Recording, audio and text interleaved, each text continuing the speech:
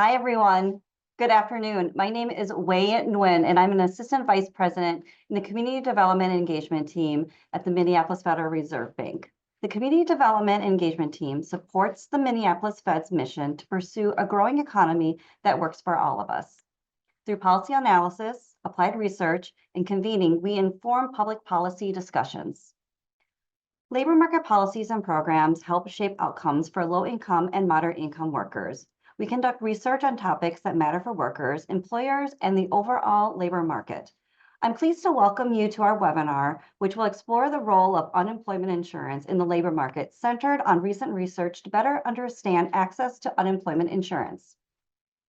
Deepening our research and understanding through convening on topics like these is a critical part of our team's mission of advancing economic well-being of low-income and moderate-income people and communities throughout the 9th District.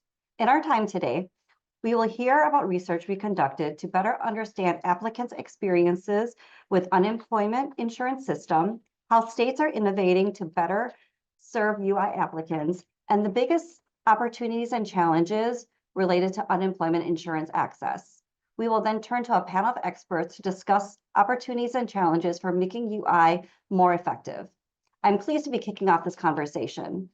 If you have questions, please be sure to use the Q&A function in the Zoom. Again, thank you for joining us, and I'm happy to introduce Mary Hogan, who will provide an overview of our research findings. So thanks, Wei. As Wei mentioned, my name is Mary Hogan, and I'm a Senior Policy Analyst here in the Community Development and Engagement Division at the Minneapolis Fed. And I'm so pleased to be here today to talk with you about some of the new research on unemployment insurance that our team has been working on. But before we begin, I need to express that the views expressed here today are mine and not necessarily reflective of the Federal Reserve Bank of Minneapolis or the Federal Reserve System. So before we get into the research, I thought it'd be helpful to give an overview of unemployment insurance and a little bit of information about why we're looking at it. So on a broad level, UI is a core government program that supports workers and communities during times of job loss. And on an individual level, that can look like a benefit that replaces a portion of a worker's wage when they're laid off through no fault of their own. And this is helpful for a couple different reasons. First, it can help individuals and families stay financially afloat and attached to the labor force. Also, it can help local communities by maintaining consumer spending. But we also know that there are costs associated with UI, in the taxes that employers pay to fund UI and potential delays to reemployment for workers. For the Minneapolis Fed, we're interested in this area, and it fits with our work because in community development, we are interested in understanding the labor market outcomes for low and middle income workers in line with the Minneapolis Fed's broader mission of promoting an economy that works for all of us. This also aligns with the Federal Reserve's mandate to promote maximum employment. So now that we've gone through that overview, I'm going to tell you some more about our UI research. A core question that guided our work was, why do many of the unemployed not receive UI? We know that there are people that aren't eligible, but we also think that there are people that probably are eligible that are not receiving it, and we wanted to learn more. My colleagues Ayushi Narayan and Ryan Nunn kind of explored this question further by looking at recipiency rates across states. And what they found was that across the country, 29% of unemployed individuals received UI in 2023. But they also found a wide range of recipiency rates across the country, showing that really where you live can impact your experience with UI.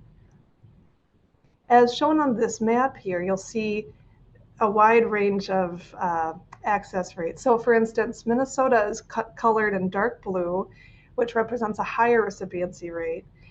Minnesota actually had the highest recipiency rate in 2023 at 55%. And this was different in contrast to other states that were lower, as low as 10 to 12%, kind of once again reaffirming the point that where you live can really impact your experience. I would encourage you all to take a look at this article. My colleague will put that in the chat. What we found was that, the quantitative data, it's interesting, but it doesn't tell the whole story about why someone might not receive unemployment insurance when they're unemployed. For more insight into a specific group's experience with this, with UI and with unemployment, my colleague Amalia Jubara and I conducted focus groups with 20 low-income women in the Twin Cities metro last summer. The focus groups were held at nonprofits in the Twin Cities, and the women self-identified as low income.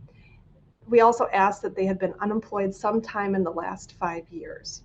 Now, it's important to note that the 5-year period that we were looking at included the COVID-19 pandemic, which of course was a unique experience for the UI system and for states in general.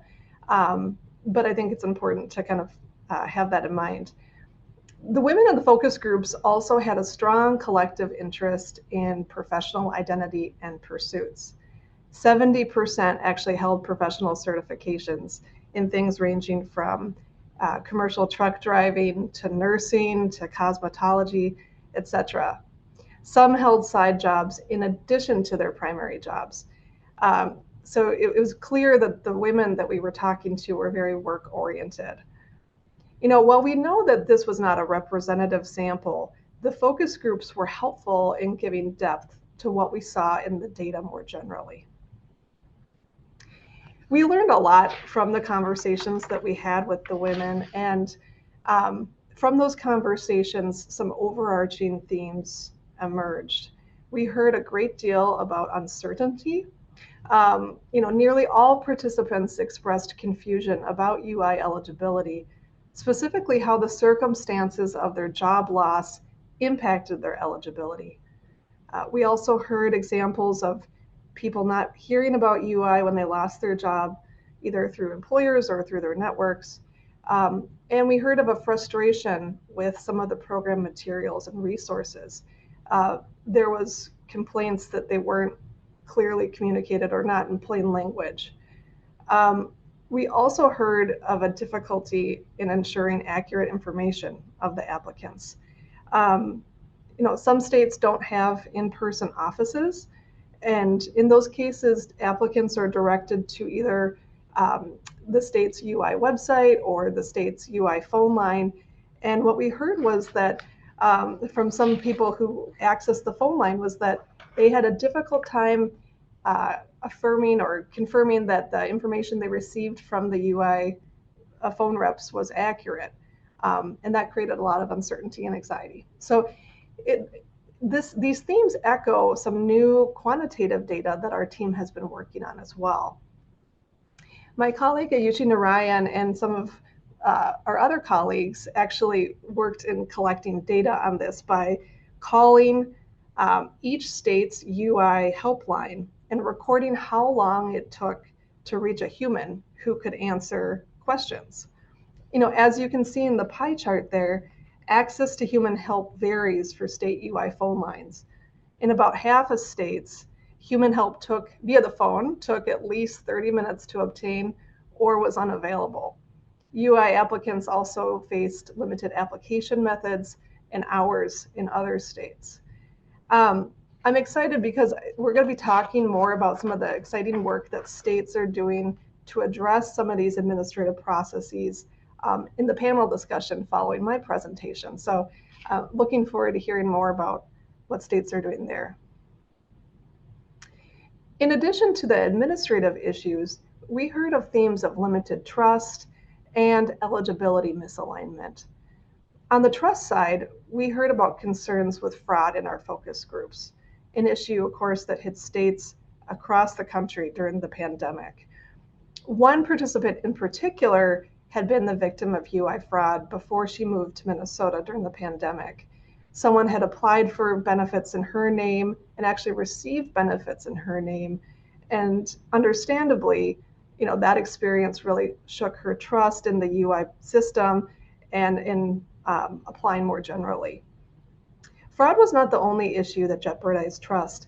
Many women that we talked to expressed greater trust in their community or family networks and said, I would rather just borrow from my family or friends than put my information out there.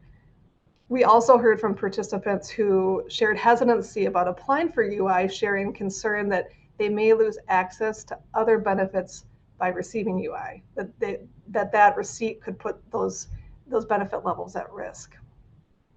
Traditional UI eligibility can also potentially reduce involvement with the UI system. Traditional eligibility based on a certain number of hours worked and a certain amount of wages earned can work well for workers with regular work patterns, but can be more challenging for people who have more inconsistent work schedules or work jobs and payment. Another thing we heard about that was an issue was, in Minnesota, we have the rule that the person needs to be able and willing to begin suitable work without delay when offered. And for some of the women that we talked to, this was an issue, especially with childcare. We heard of examples of women who were on the list for childcare assistance or on the list for a childcare place when they received their job offer, and then they were left kind of scrambling, trying to figure out how to make both of those things work. Housing precarity was another issue that we heard a lot about, where when people didn't have consistent housing or stable housing, receiving notices about UI or from other public benefits turned out to be a challenge. So in total, taken together, both of our quantitative and qualitative research, we found that our research really highlights the 4 factors that can impact individuals' ability to access UI during times of job loss. The first is information. Is the information clearly available? Do people hear about UI when they lose their jobs? Second, application processes. Is there a person available to help? We saw from Ayushi's work that that was missing in some states. Is there an office available to help? Are there people? Trust. Do people trust that their information is safe? Do they trust that they won't be worse off if they receive UI benefits? And lastly, with eligibility criteria, like I mentioned, the system works well for people who have regular work and regular wages, but maybe not as well for people like some of the women we talked to who have more inconsistent work schedules or work histories. And so with that, I'm going to stop sharing my screen and turn it over to my colleague Ryan Nunn for our panel discussion. Great. Thank you very much, Mary. So I'm Ryan Nunn. I'm Assistant Vice President for Applied Research at the Minneapolis Fed's Community Development and Engagement Division. And I'm really delighted to moderate our panel today. I promised to get to that quickly, but I want to first share just a few thoughts on the motivation and context for this discussion. So there are plenty of unemployment insurance issues that could be worth their own discussions, especially in times of economic uncertainty. But for today's conversation, we chose to focus on issues of access. We did that because we think it's an underappreciated fact about the UI system that on average across the whole nation, fewer than 1/3 of unemployed workers receive benefits. And some of that shortfall is because not all of the unemployed are eligible for UI. States set rules about how many weeks of benefits are available, how much prior income is needed to qualify, just to give a couple examples.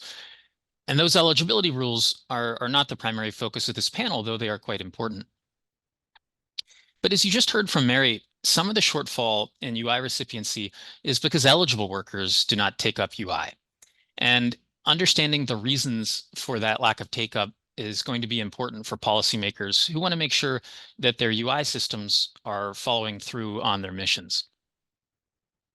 Along the way, I want to talk about some closely related issues. One of those is program integrity. In other words, while making sure that UI is available to eligible workers, how do agencies at the same time make sure that it doesn't go to anyone else? Can states take actions that help achieve both goals? And what do any trade-offs look like? I also want us to think about how UI systems can deliver on their goal of helping participants get back into good jobs and how that might factor into the discussion about access. So I know we have the right group of panelists today to explore these questions. Every one of our panelists has deep firsthand experience with UI systems.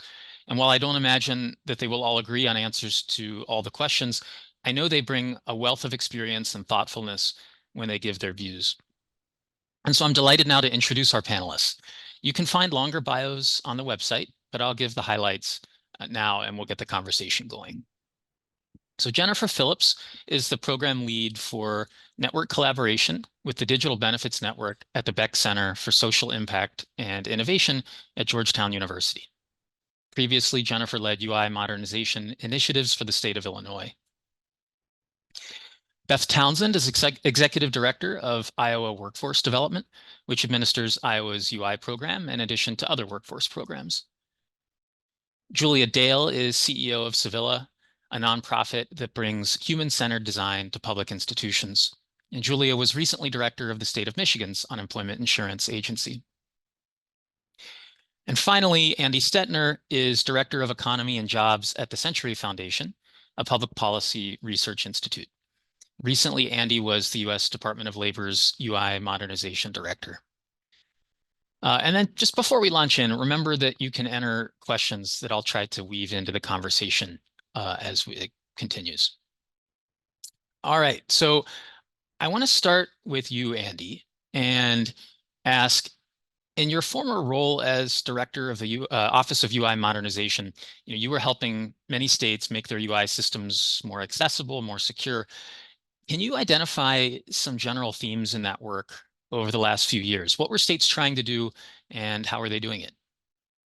Well, first of all, thank you, Brian and team, for this invitation. And thanks to Minneapolis Fed for its very important research. One of the critical principles we employed at the U.S. Department of Labor, and we tried to encourage our states to employ, was that any modernization efforts that you undertake should be undergirded in real research and data about the experience of users. And you guys have demonstrated your commitment to that, and you're really helping the entire field with this line of research. So just to give some context, the pandemic, it really shined a light on years of underinvestment in the unemployment insurance system, especially on the technology front. And our approach is really to help states make meaningful changes in both technology and business processes, during this time of relatively low unemployment, so the system will be really ready for the next time unemployment increases. Too often when we talked about modernizing UI systems, we talked about 10 or 20-year projects. We can't have that kind of thing. We really need to start making some real improvements for customers. One of the things we did was we had expert multidisciplinary teams of experts that we call Tiger teams, that they went in to different states to help look at the state's business process and technologies and see where there were opportunities and areas to improve them in three critical areas: equitable access to benefits, timeliness of payments, and fraud prevention. And then, once we have identified those problems, we gave the states funding to start implementing solutions, typically ones that could be completed counting in the matter of months, not years. So through that, we provided funding for 600 discrete projects that the states suggested that these were their ideas and that DOL funded, and more than 200 had been completed by the end of 2024, and that number is continuing to grow. I'll first talk about how states really sought to improve their online customer experience. That's through better online interfaces for both applying and certifying for benefits. Some of these shave the time for applying for benefits from as much as 2 hours before modernization to as little as 30 minutes. There are 33 projects across the country in that area that have been completed. The second big area related to customer service, picking up on your Talia's research, was really kind of rewriting forms, letters, and websites in plain language. And the real goal there, in addition to making it more streamlined for people to apply that are eligible, was also to reduce the number of times people had to call into those call centers because they were confused about what they were supposed to do. You saw the impact. The states depend on federal funding for their call centers. When they're underfunded the way they are, it's hard for them to answer the phone. You saw that in the research we just saw. So when the communications we're making affirmatively through our correspondence and our websites are easy to use, people don't have to make those calls into the call centers. And that's part of a broader theme of utilizing scarce resources. In addition, states really are wanting to drive as many people into self-service through their online system. And when you need help to deploy resources strategically, including the use of in-person assistants like navigators, community connectors that go outside of the traditional call centers, but really into communities to help explain and answer questions. And we found that when it came to automation, in terms of using scarce resources, state UI programs were really decades behind. During the pandemic, workers were still searching for open bodegas in New York City where they could fax their documents into the state. And so states, with our help, started using automation, including what you might think of as some older techniques like robotic process automation, which is really just having bots do repeated tasks, like assembling all the different files that need to be put in one place before an appeal is heard. And that was done in 10 states. And then that was really the initial frontier. We've in recent, last year, seen states increasingly interested in using UI to do more complex things like based on previous patterns, do more dynamic fact finding or chatbots to answer questions. And certainly a critical part was states looking to prevent the kind of fraud that occurred during the pandemic, looking at ways to be not looking backwards, but to be more effective in the future. The number one thing I think is something that speaks to what you said, Ryan, both about fraud prevention and access to benefits. And that's the use of evidence-based identity verification, including being able to deploy identity verification at locations like the U.S. Postal Service, both make it easier for someone to access benefits and also to prevent fraud. And I really appreciate, what you said in the research about the issue of trust, because I think that's an ongoing concern that we have, given all the challenges with fraud during the pandemic. Do our customers themselves, trust filing for benefits? It's something that certainly is an ongoing concern, and that's why it's so important that we prevent fraud in the future. Thank you, Andy. I think this really sets the table nicely. We're going to get into a number of these things in more detail now, and we'll come back on a lot of it. Julia, I'm interested in your experience as the former director of Michigan's UI agency. When you led Michigan's work to lower barriers that eligible workers experienced when they were trying to access UI, what did that work look like, and what did you learn from it? Well, I think Andy raised some points that really were readily apparent to me when I stepped into the role as UI director in Michigan. First and foremost, there was, an incredible lack of trust in the program. I think there was a lack of trust in the systems, just from an operations standpoint, and really just a relational aspect when it comes to trust that was missing, just in the people and who were there. And so when we start thinking about in Michigan what opportunities were before us, we took a transformational approach that tackled everything you could think of. And to Andy's point about federal dollars being there, what we recognized was that there had just been historic disinvestment in UI systems. And so to the extent that there were monies available in Michigan, we were committed to chasing after every dollar we could get to invest back into the system so that it could work for Michigan workers.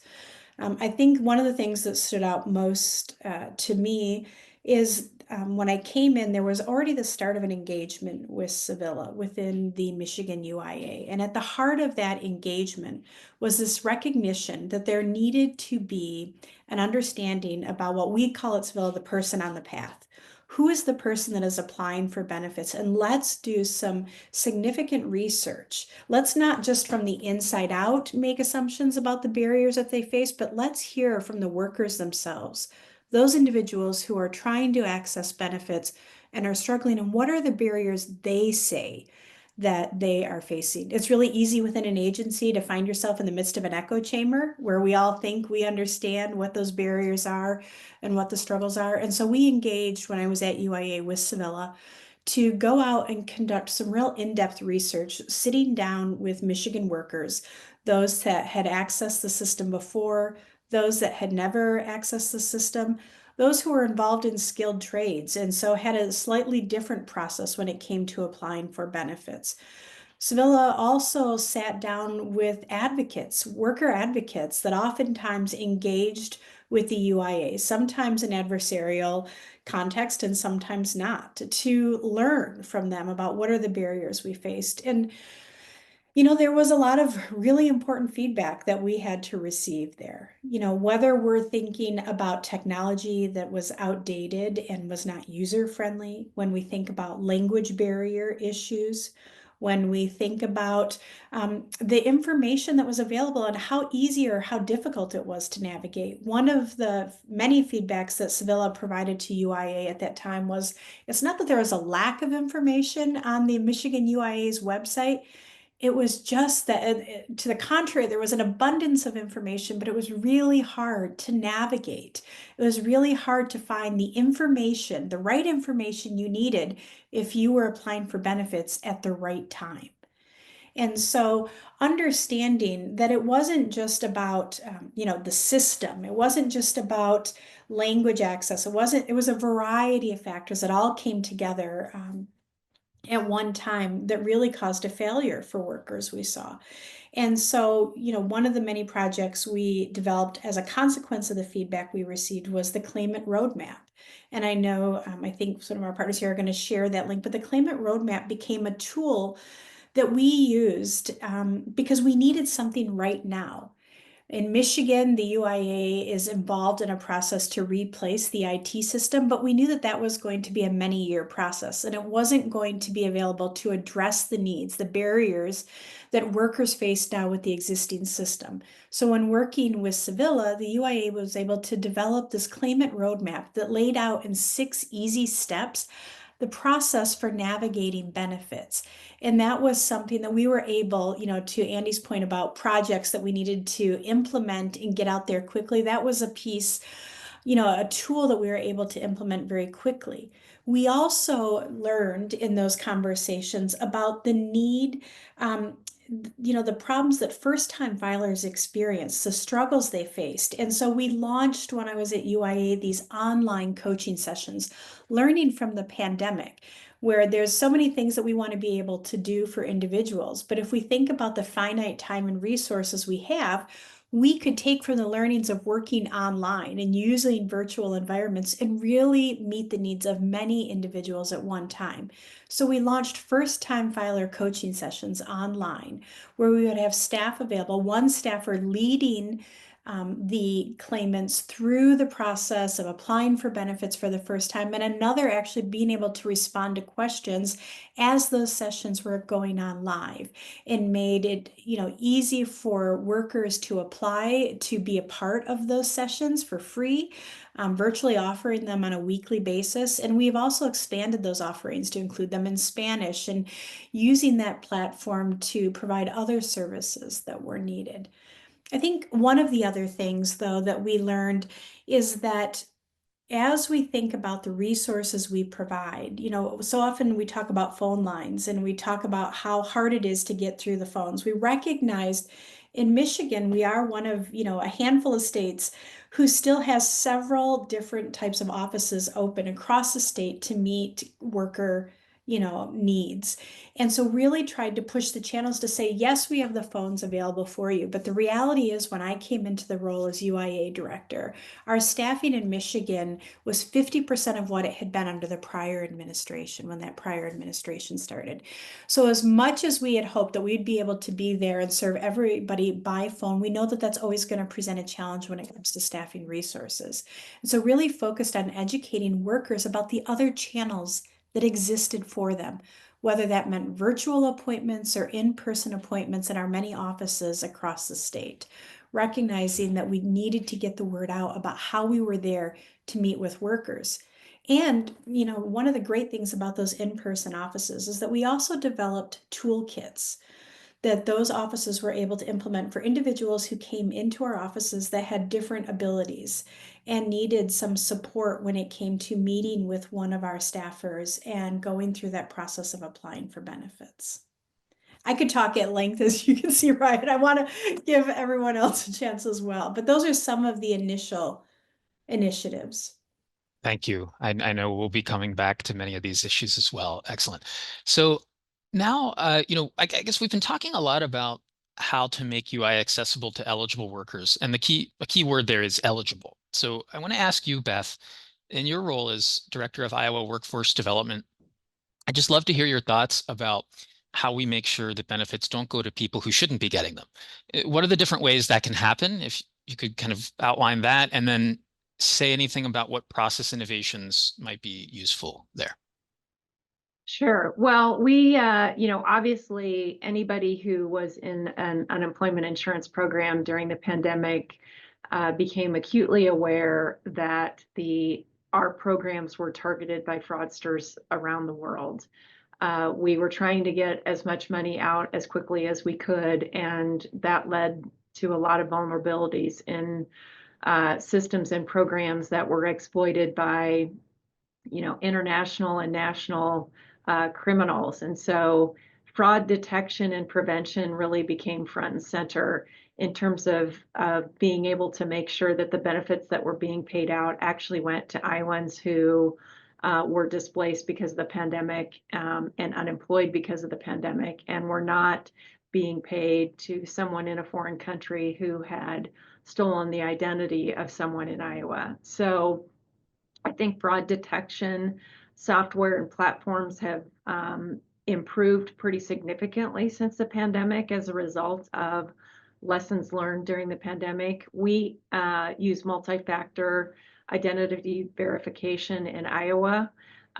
We have recently moved through one of the Tiger Team grants that USDOL put out shortly after the pandemic. We went with ID.me and implemented that in the spring of 2004, and that has significantly reduced even further the amount of fraud that we're seeing within our unemployment system. So I think part of what we need to be looking at are fraud detection programs that will allow us to make sure that the folks who are applying for benefits actually are who they say they are, and that they are not using fraudulently obtained or stolen identities.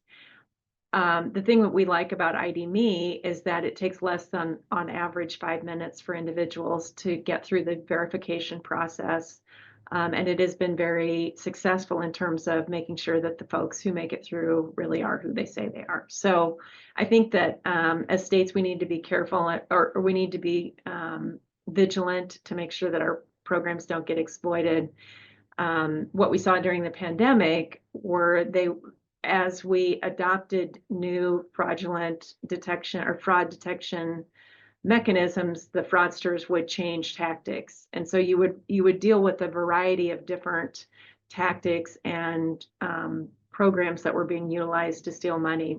And we're not seeing that, obviously, post-pandemic nearly as much, but we're much better at detecting it now than I think we probably were even then. So it is something that's very much on our radar and that we pay very close attention to. Clearly something that's of primary importance. Thank you.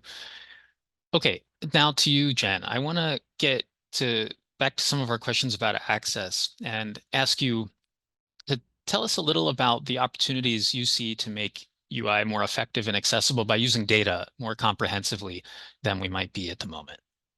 Thanks, Ryan, and thanks for the opportunity to be here today with three fabulous colleagues who I've partnered with over the years. A team from Illinois actually attended one of Michigan's claimant information sessions to learn and figure out how to replicate.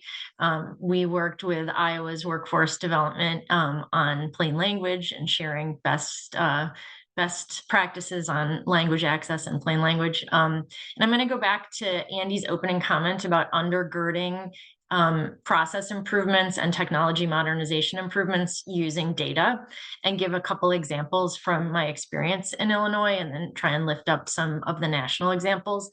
But when I was at the Illinois Department of Employment Security, we were really focused on trying to pinpoint the problems. Again, as Andy mentioned, with help from the USDOL Tiger teams. So trying to understand both access points and pain points that were making UI ineffective for claimants, for employers, and for staff by using data. And as Mary mentioned, both qualitative data, but also quantitative data. And we really believe that those process and technology improvements were better targeted when we knew what problems we were solving for. And so I'm going to give 3 quick examples of the ways that we were using data to pinpoint problems and identify solutions. So one, we were focused on data that we actually already had in our state agency, but we were not optimally using. UI agencies sit on so much data, but we don't always have the time, capacity, or resources to use it for problem solving. And the data that I'm talking about includes website analytics, call center data, translation analytics from translation software programs, and data from the UI benefit system itself. One super quick example, and I know I think at least one of my Illinois colleagues is on the line right now, is that we used the website and the call center analytics to spot 1099 tax form problems, like where we were seeing call center spikes between January and April. That data analysis helped us anticipate what problems people were having, like finding their online 1099 really quickly and easily without having to call. So like thinking about process improvements using data like that. The second type of data was new customer experience oriented data. We, Illinois, implemented a survey at the end of its online UI application in April 2020. By 2024, there were over 250,000 responses to that user survey, and we were averaging an 8% weekly response rate. We created a dashboard on a weekly basis where my team would get that information. USDOL, and I think there may be some of that team on the line today, helped us create Python code to analyze the open response data. And then we worked with the University of Chicago Harris School of Public Policy to further refine that survey methodology. And I think some of that is going to be shared in the chat. And then the third data is a little, again, more on the quantitative side, but using ARPA funds, Illinois started doing 3 new research projects using UI wage data and benefits system data to look at 3 experience points or access points. One, time to initial payment, and like looking at the data for trying to figure out where the blockers were in timeliness to first payment. And then second research project was who wasn't applying. I know that that's a centerpiece of the Minneapolis Fed research that you guys are doing now. That also involved looking at WARN data. So looking at where layoffs were happening and then why certain people who were recently laid off, not coming in and applying for UI. And then the third was what are the characteristics of people who actually exhaust benefits? And then the reason for that was so that we could pinpoint improvements for reemployment services.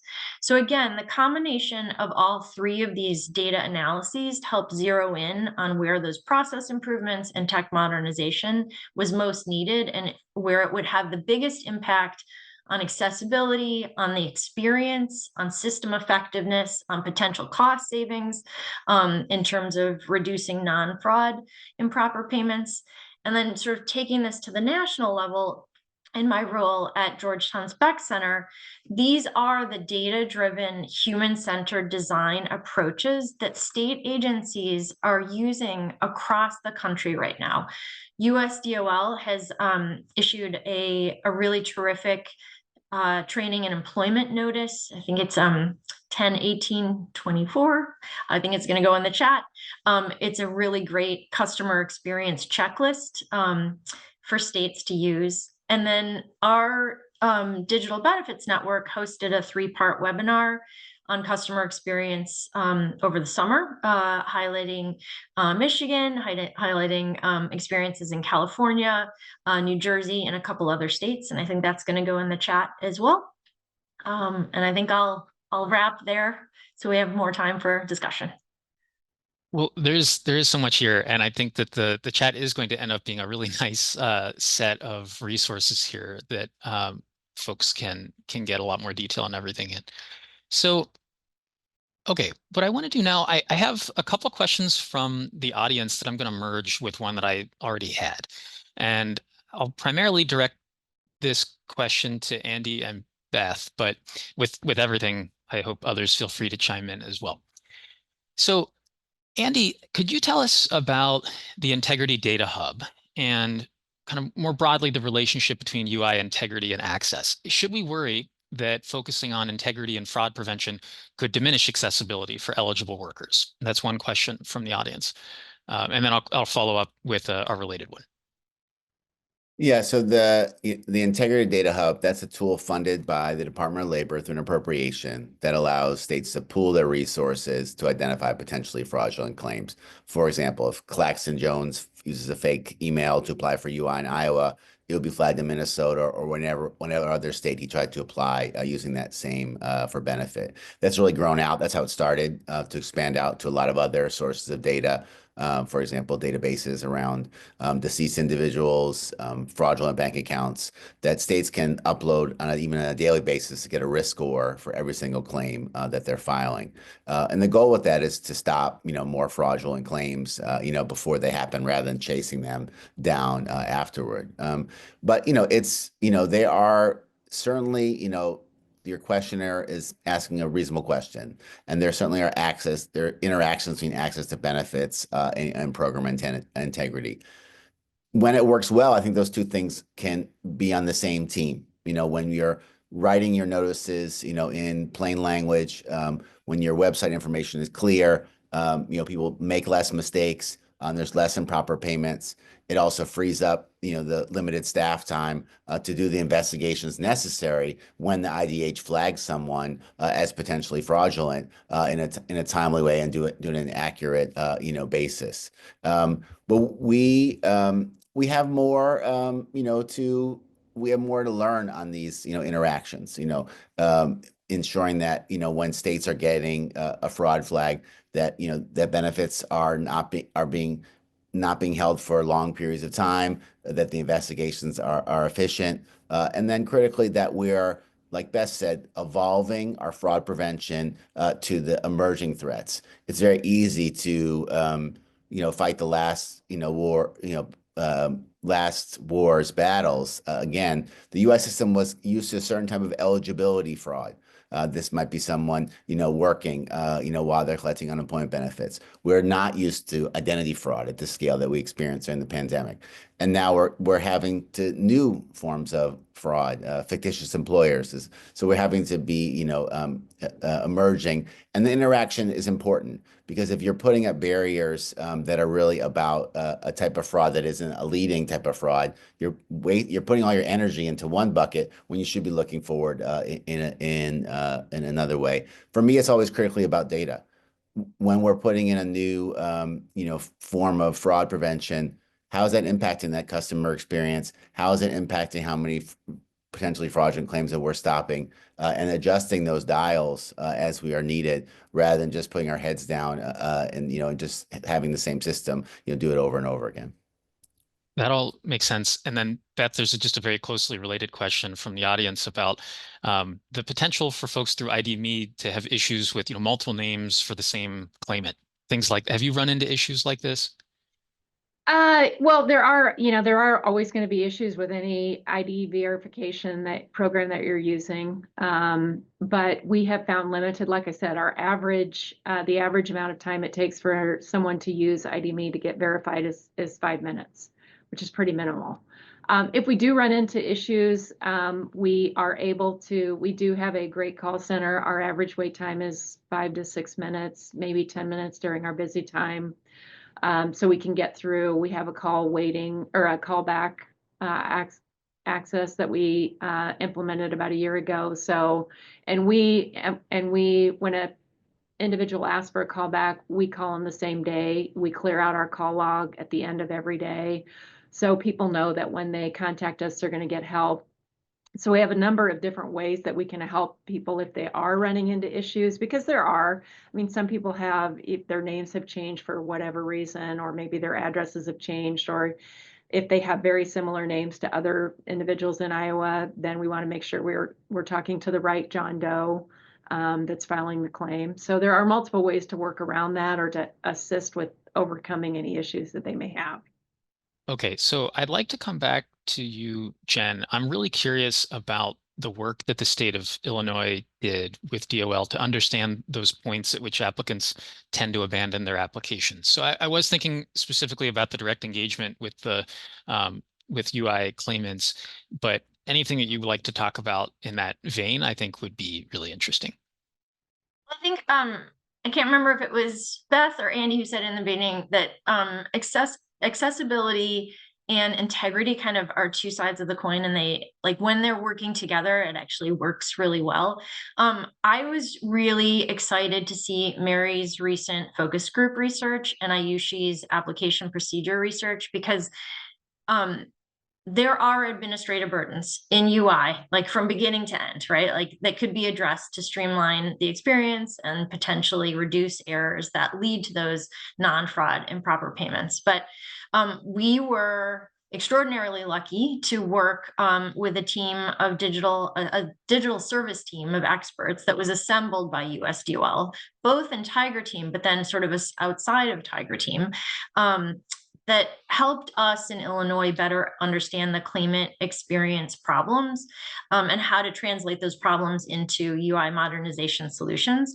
So just super quickly, and I think some of these things are going to go in the chat, USDOL helped us on that user survey, as I mentioned previously, like by creating code to help us analyze that like ginormous data set of open response answers.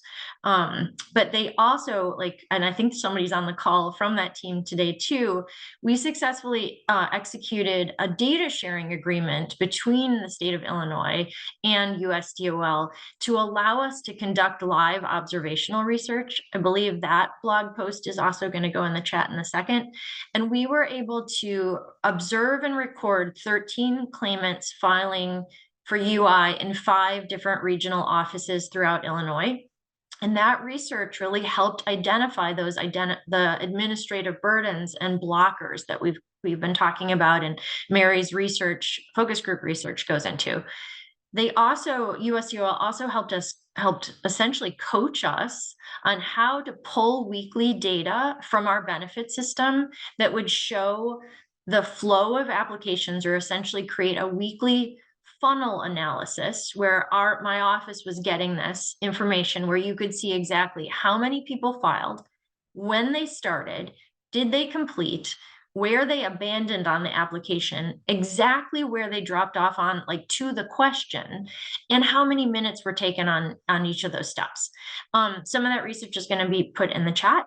I could go into like all of that and the obstacles, but I just want to point 2 out that I think mirror the focus group research that you guys have done, and things that Beth just talked about with ID.me.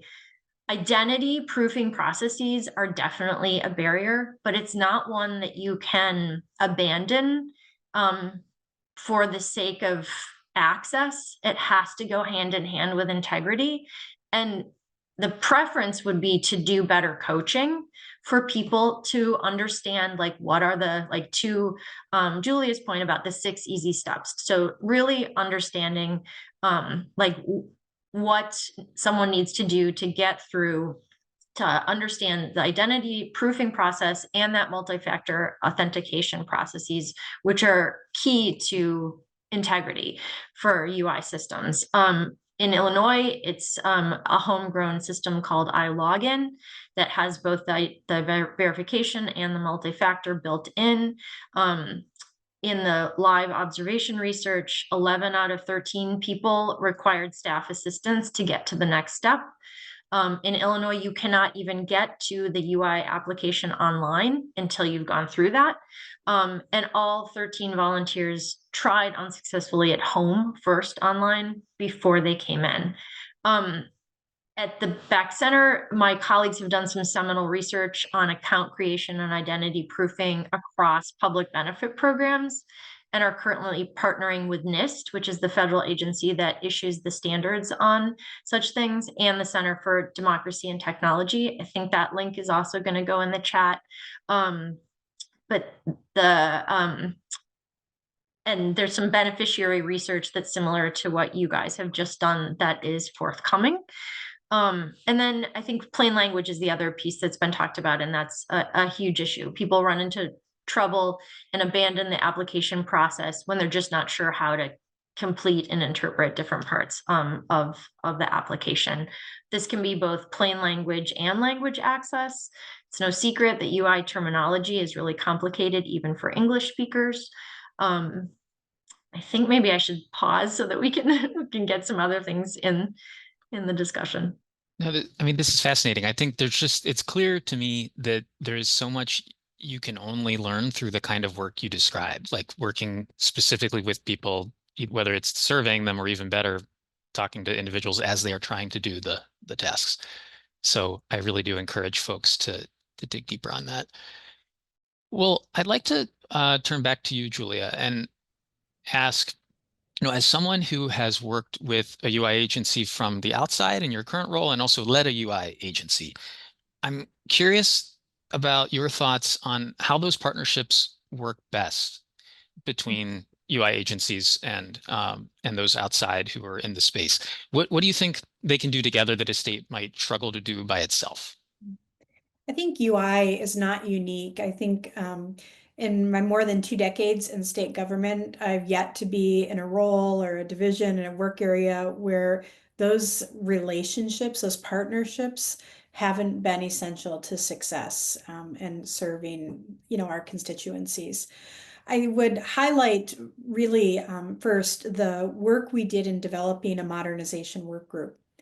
We understood the need to have partnerships across the state, and those partnerships couldn't just be from one arena. And we also recognized that there was a unique power and insight that we could harness if we could bring people together across different backgrounds, all who fed into that UI ecosystem or were impacted by it. And so in this modernization work group, we brought together worker advocacy groups. We brought together representatives from labor, from the skilled trades.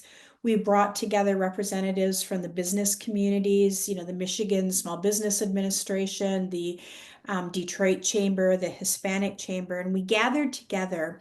And this was a first of its kind group, and we all met around a table once a month for a couple of hours and explored the different problems that those, utilizing UI benefits or those that were paying into the UI program taxes were facing. And by coming together, we were really able to gain perspectives and to have conversations that probably hadn't been had in a long time with all of the key players around the table versus having these separate iterations.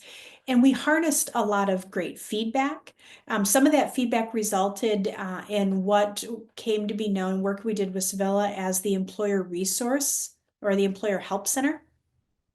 And I believe we're going to include a link for that as well as a link for the modernization work group. I think oftentimes what can create some tension is that when we talk about UI, we only focus on the workers many times. And what we heard from employers was, look, we are also, a constituency that you serve, and our feedback is important, and this program needs to work for us as well. And if it works well for us, employers, it will even work better for workers. And so having those voices at the table gave us important feedback, whether it was talking about things from an operational standpoint or conversations about legislation like that just went into effect in Michigan fairly recently. And so I think one, having an intentional approach to bringing diverse voices to the table, people that reflect different parts of the ecosystem, and getting the feedback that you need to hear about how you can serve all of those constituencies well, what is working and what is not working.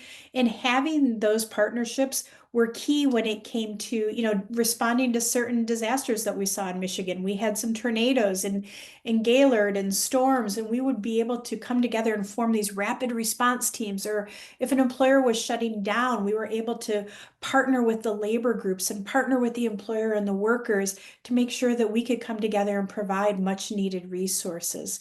When I think about some of the other things that we did, when you think about those partnerships, we also realized that, as all of my colleagues I think here have referenced at some point, there is so much data. surrounding UI benefits and UI programs. And that data is a valuable tool. It's not only valuable to UI administrators and government leaders, but it's also valuable to employers and chambers and members of the legislature. And so one of the things that we recognized is that how do we share that data in a very transparent way, in a very easily accessible way? And so we worked to develop a UI economic dashboard that we published, and I know we'll have that link that's included, so that all of our partners that are out there that need this data when they're looking at forecasting or making decisions related to employment, or when the legislature is trying to make decisions and they want information about exhaustion rates or what industries are being impacted, we wanted that data to be readily available. And so by sharing that, we recognize there's a partnership there. If we just hold all this information tightly and aren't transparent with it, we're not helping the economy in Michigan. We're not helping our workers, and we're not helping our businesses.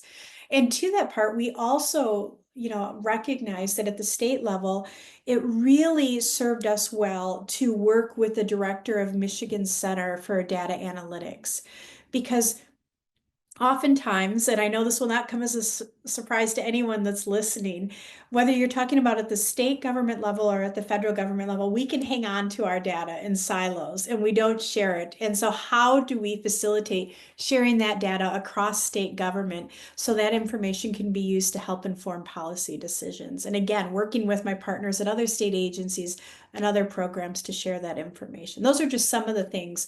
But I just have to really lean into that message of partnership is so important. If you want to succeed, if you want to expand the reach of that influence, you have to do it walking with others, and you have to be intentional about that. Excellent. Well, our time is running a little short, and I'm going to be a little selfish and ask a question that I really want to know your thoughts on, to the extent you can kind of take on this big question now. What unanswered questions about UI would you like to see researchers take on? There's all this data. There's certainly a very robust, research literature around all kinds of questions, but are there things that would be helpful in your experience, or that you'd like to see researchers address? Can I jump in? Sorry, I'll make it this Please. big. I This promise. could be kind of a lightning round question for Yes. everyone, if that works. And I think there are conversations, but what the pandemic revealed to us is that how we work in this country is different than how we worked when the UI benefits program first came into being, when we first thought about it. And what we learned, right, is that the way that the program is constructed now doesn't really meet the needs of all of our workers. And I would love to see further exploration of how we work in this country, whether we're gig workers, what that looks like, what that worker body looks like, and maybe how our program and its funding and its organizations need to evolve when it comes to UI benefits for all. So Jen.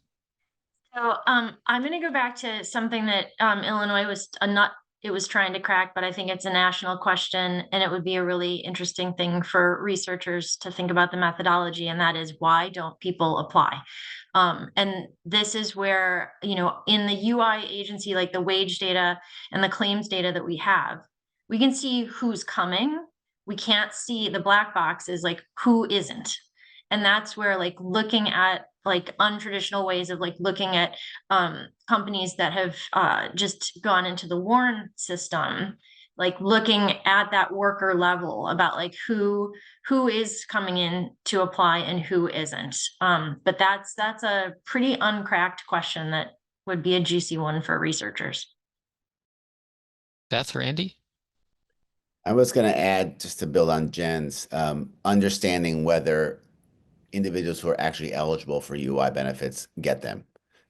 We know a lot about, like Julie said, there's lots of workers that are working in different ways that might not be eligible, but of those who are eligible to workers get them, including those eligible workers that actually apply. And I think I would say, Ryan, what I would like to see is an overall, can we find the sweet spot between determining the appropriate level of benefits and the appropriate amount of duration that allows people to get from one job to the next, but does not disincentivize them from going and getting that next job? I 100% on Beth's question of, it's unemployment is all about one worker with two needs, and that other component is how to reattach to the labor market well. And I think there's a lot of questions about that. And I would just say, to add on to Jennifer's question about why people don't apply, it's also this idea of the stigma. Like, how do we, when we think about benefits, and how do we detach the stigma? Because I think oftentimes we see people that there is so much shame as when we think about our benefits programs. And how do we think about how we communicate about our benefits programs that makes it less stigmatizing for those who need them? Well, unfortunately, our time is now up. I would love to, we could have several more conversations of at least this length, but I just want to end by saying that I'm really tremendously grateful to all of our panelists, for contributing their deep expertise on what I think are really important issues. I'm also grateful to everyone who took the time to listen and ask questions. I hope you won't hesitate to reach out to me or my colleagues as we continue to work on these topics. But thank you so much.